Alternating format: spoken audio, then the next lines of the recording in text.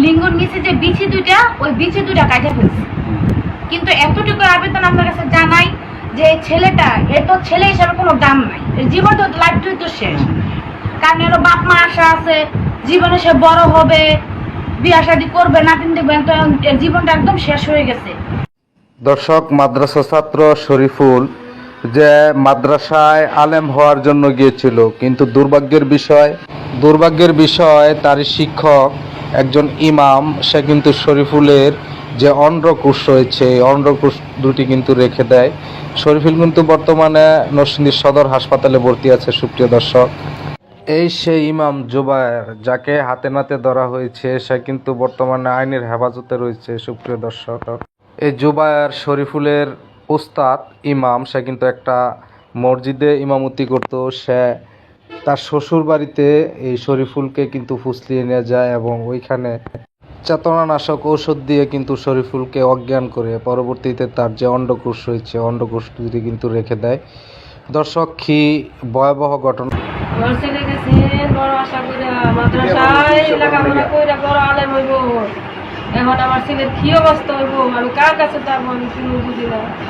আমি বুঝি জবার কাছে বিচার চাই। ঈদের বন্ধ দিচ্ছে, বন্ধ দেওয়ার পর বলতেছে আসো ঘুরে এসে।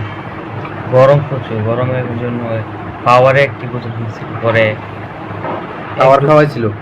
পরে এক ডুব খাওয়ার পর দেখি তিতা লাগে, পরে বলছে তিতা দিবি, পরে কয় কইতারি না, কথা ঘুরাইলি। কথা ঘুরানোর পর আমি যাওয়ার সময় আমার চোখ মুখ অন্ধকার হয়ে গেছে, মাথা ঘুরতেছে।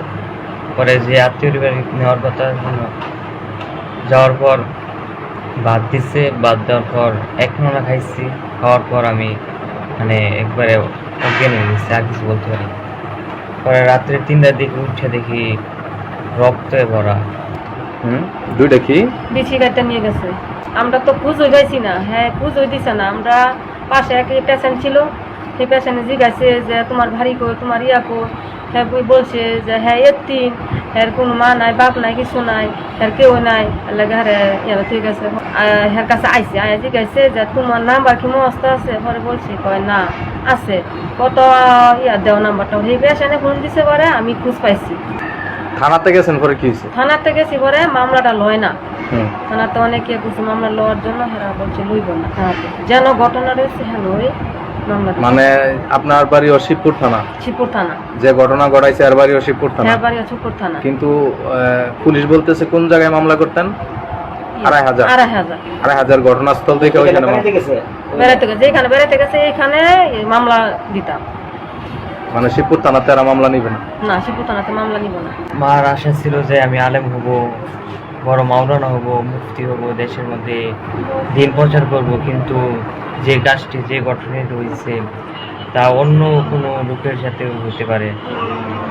এবং এখন আমাদের কি ভবিষ্যতে কি হবে আল্লাহই ভালো জানে। আপনারা এর বিচার যাতে ভালোভাবে হয়। দর্শক, এই ছেলেটির উন্নত চিকিৎসার প্রয়োজন। তার মা কি করবে? একজন অসহায় মহিলা, দারিদ্র মহিলা।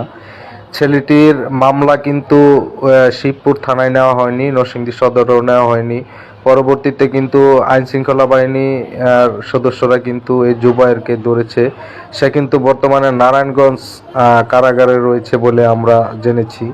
এই ছেলেটির বর্তমানে উন্নত চিকিৎসার প্রয়োজন। এই ঘটনার সঠিক তদন্তের প্রয়োজন। এর পিছনে কোনো চক্র আছে কিনা তা যাচাই বাছাইয়ের প্রয়োজন। সেক্ষেত্রে যারা মিডিয়া কর্মী রয়েছেন, যারা সাংবাদিক বিন্দু রয়েছেন, পাশাপাশি যারা আইন শৃঙ্খলা বাহিনী রয়েছেন, তাদের কাছে আমাদের উদারতা আহ্বান থাকবে, সকলেই আমরা এই পরিবারটির পাশে দাঁড়াই, তাদেরকে যথাযথভাবে আমরা সার্বিক সহযোগিতা করি। পাশাপাশি যারা বিত্তবান রয়েছেন তাদেরকেও দৃষ্টি আকর্ষণ করবো, এই ছেলেটির পাশে যদি আপনারা দাঁড়াতে পারেন তাহলে অবশ্যই আপনারা কমেন্টসে জানাবেন। আমরা চেষ্টা করব তার সাথে আপনাদেরকে সরাসরি যোগাযোগ করে দিতে। সবাই ভালো থাকবেন, সুস্থ থাকবেন। আল্লাহ হাফেজ।